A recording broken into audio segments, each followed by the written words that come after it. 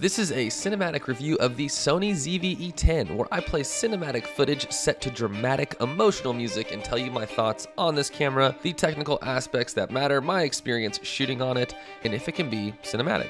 The short answer is yes, but coming in at under $1,000, it has its understandable quirks. And also, quick shout out to Masterworks for sponsoring today's video. Thank you. But first, the camera. Now for this entire running section, I was shooting S-Log3, which is PP8, but because on this camera you only get 8-bit footage, that means that color grading is going to be a challenge. Also, if you haven't noticed, I'm a sucker for these tight shots with tons of motion blur. There's just something about it that feels cinematic. But back to 8-bit footage and color grading. Basically, a few times in this edit, I noticed that the image starts to fall apart. So you may want to consider another color profile. Now, I used active stabilization with the Xihun M2S, and some say you're not really supposed to do that, but I don't care. The lenses I used did not have optical stabilization, and they were heavy, so the gimbal needed the help. Also, here I am again, loving a long, tight shot. Got some nice foreground elements, some good color. I love this shot. The balance of the image, him running, the parallax with the hill, but then he stops and I say, bro, keep going. He says, sorry, bro, and he keeps going. Despite the small hiccup, I love how this shot turned out. If you want an example of the image falling apart, you can start to look at his legs right here as he turns. Boom. This is probably my favorite shot of the day. Great foreground elements, good layering with the background, and a good way to end the running sequence. Okay, enough running and trying to be cool. Now let's get into how most people would use this camera. Family trips with a little cinematic edge. We drove to the desert to see my abuela and my mother, and I brought the camera with me. Here I noticed the rolling shutter isn't great. It's actually kind of bad, like 5D Mark III from 8 years ago, kind of bad. But that only matters if you're whipping the camera around and there's a lot of elements in the foreground. That's where you notice it.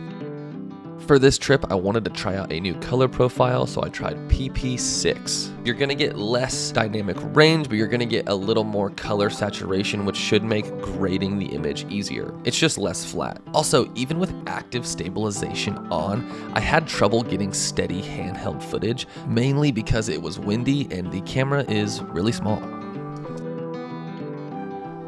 Okay, so I wanted to test out some skin tones, so I shot some footage of my abuela. She is awesome, she has Alzheimer's, and it's one of those things that's pretty sad, but whenever I'm there, I just try to make sure I'm documenting her as much as possible.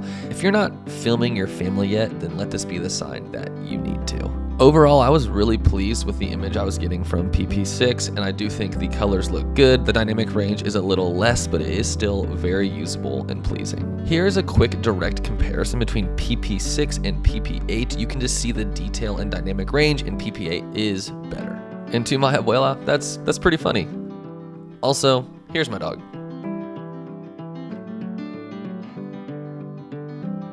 Next, I went for a little desert run and wanted to see what this camera looked like with the kit lens.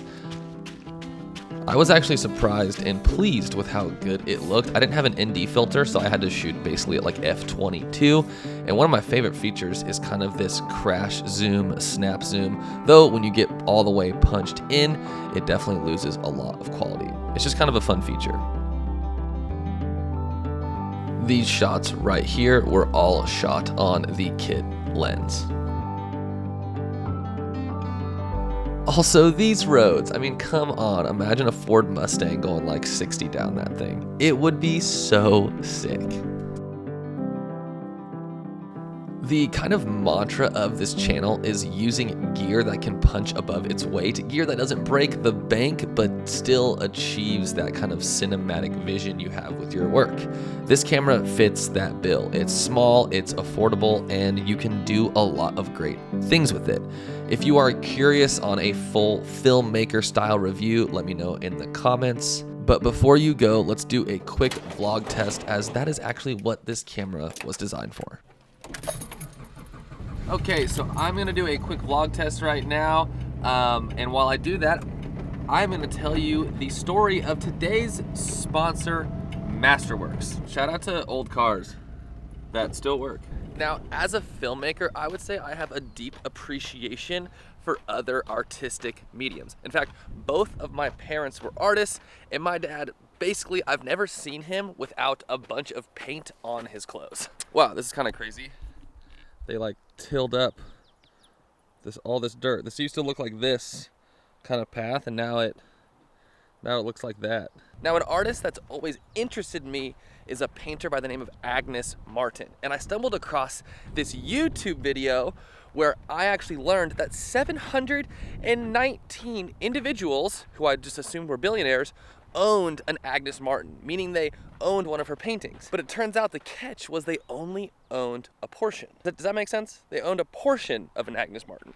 So it turns out that those 719 people owned an Agnes Martin because it was listed on a platform called Masterworks. Masterworks is a platform that allows non-billionaires, normal people like you and me, to actually invest in art. What was normally reserved for this elitist billionaire crowd is now available to us. Apparently over 60% of high net worth individuals, meaning rich people, have invested in art, which leads me to assume that if the rich people are doing it, it's probably a good idea. Now, I reached out to Masterworks because I thought this idea was so rad, and turns out we are mutual fans. So they are supporting this video, and they are also giving you guys access to the platform. Right now, there is a long wait list, but you are gonna be able to skip that line and go sign up. So if you are curious, check it out. I can't wait to invest in some art. It just sounds like one of those things that's like fun and interesting, and I don't really know that much about investing, but hey, again, if there's a bunch of rich people doing it, then there must be a reason why. All right, there's a really big bug there, but thank you so much for watching. This has been a Sony ZV-E10 review with a little vlog test bonus at the end. And if you're interested in Masterworks, click the link in my bio, go sign up, skip the wait list, and thank you so much. There goes my dog, running around like a crazy wolf looking thing. All right, see you guys. You guys, check this out. I left my keys in my car with my battery on, so let's hope it starts. Okay, ready? And moment of truth. All right, we good.